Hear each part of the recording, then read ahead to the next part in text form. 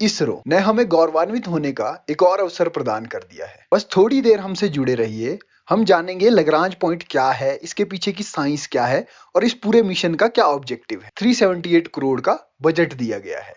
कहीं ये पैसा केवल हमारे प्राइड को ही सेटिस्फाई करने का काम तो नहीं कर रहा है, या इसकी कोई सिग्निफिकेंस भी है कि ये सारे लॉन्च स्टेशन इंडिया के सदर्न साइड में क्यों है, और सदर्न में भी केवल ईस्टर्न साइड में ही क्यों है, वेस्ट में क्यों नहीं है, ताकि पृथ्वी का घुमाव हमें एडिशनल थ्रस्ट दे।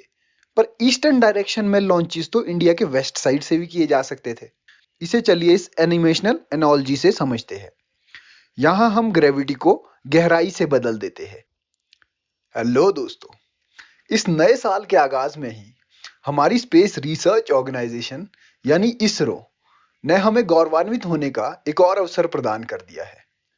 बीती 6 जनवरी को इसरो द्वारा भेजा गया मिशन आदित्य L1, जो कि एक सोलार ऑब्जर्वेटरी है, सफलतापूर्वक अपने स्थान यानी लैग्रांज 1 पॉइंट पे पहुंच गया है। बस थोड़ी देर हमसे जुड़े रहिए, हम जानेंगे लैग्रांज पॉइंट क्या है, इसके पीछे की साइंस क्या है और इस पूरे मिशन का क्या ऑब्जेक्टिव है। एज पर गवर्नमेंट इसके लिए 378 करोड़ का बजट दिया गया है। कहीं ये पैसा केवल हमारे प्राइड को ही सेटिस्फाई करने का काम तो नहीं कर रहा है, या इसकी कोई सिग्निफिकेंस भी है। अगर आपके मन में भी ये ख्याल आते हैं तो आज देसी विज्ञान की इस वीडियो में हमारा प्रयास है कि ये वीडियो आपको आपके हर पोटेंशियल सवाल का एक डिटेल एक्सप्लेनेशन दे।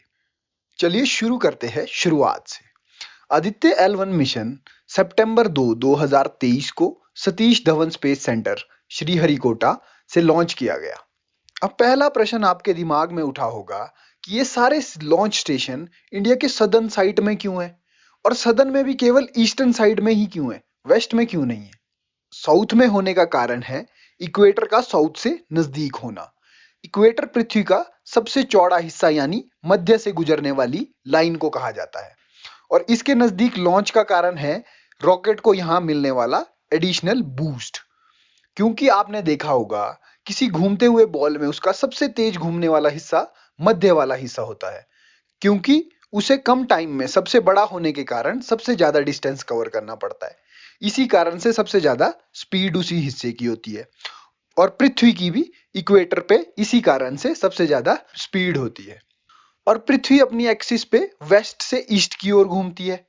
इसके कारण सारे लॉन्चेस ईस्ट की ओर किए जाते हैं, ताकि पृथ्वी का घुमाव हमें एडिशनल थ्रस्ट दे। पर यदि हम वेस्ट की ओर लॉन्च करें तो यही थ्रस्ट हमें उल्टा रोकने का काम करेगा और एडिशनल फ्यूल की वेस्टेज होगी। पर ईस्टर्न डायरेक्शन में लॉन्चेस तो इंडिया के वेस्ट साइड से भी किए जा सकते थे। यदि हम ऐसा करते तो वेस्ट से ईस्ट की ओर जाते हुए हमारा अपना लैंड मास बीच में आता, और यदि कोई भी माल फंक्शन होने के कारण दुर्घटना होती तो वो रॉकेट सीधा हमारे देश में आके गिरता। इसी वजह से ईस्टर्न साइड को चुना गया, क्योंकि ईस्ट के ईस्ट में ओशन है, जिसके कारण हमें कोई भी पोटेंशियल थ्रेट नहीं है। अगर कभी फेलियर भी हो जाए रॉकेट का, वो सीधा पानी में गिरेगा।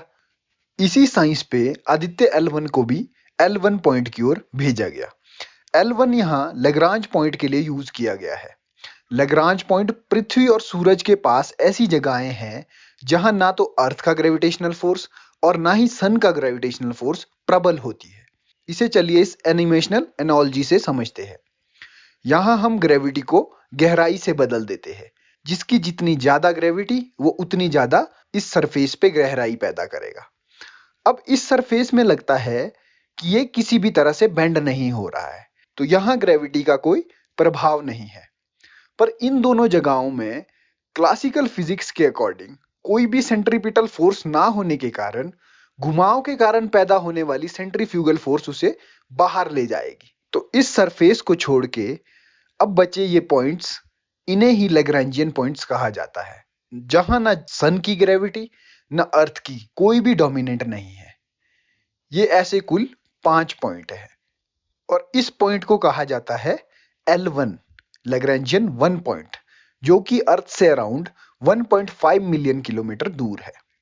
अब इसका सिग्निफिकेंस ये है, अगर हम सन को ऑब्जर्व करना चाहते हैं और किसी जगह पे ऑब्जर्वेटरी प्लेस करें, तो उसे सन की स्ट्रॉन्ग ग्रेविटी को काउंटर करने के लिए बहुत हाई स्पीड मेंटेन करनी पड़ेगी, और ये एक मटेरियल कंस्ट्रेंट को जन्म दे देता है, क्योंकि हमें अब ऑब्जर्वेटरी में ऐसे मटेरियल्स का यूज करना पड़ेगा जो इन हाई स्पीड्स को टॉलरेट तो कर सके, और इन हाई स्पीड की वजह से फ्यूल कंजम्पशन भी बढ़ जाएगा और इसकी वजह से overall cost of operation increase हो जाएगा। इसी वजह से इन लैग्रैन्जियन पॉइंट्स को चुना जाता है ऑब्जर्वेटरी प्लेस करने के लिए, ताकि उन ऑब्जर्वेटरीज को कोई एडिशनल स्पीड मेंटेन ना करनी पड़े उस ग्रेविटी को काउंटर करने के लिए, चाहे वो सन की ग्रेविटी हो चाहे वो अर्थ की ग्रेविटी हो।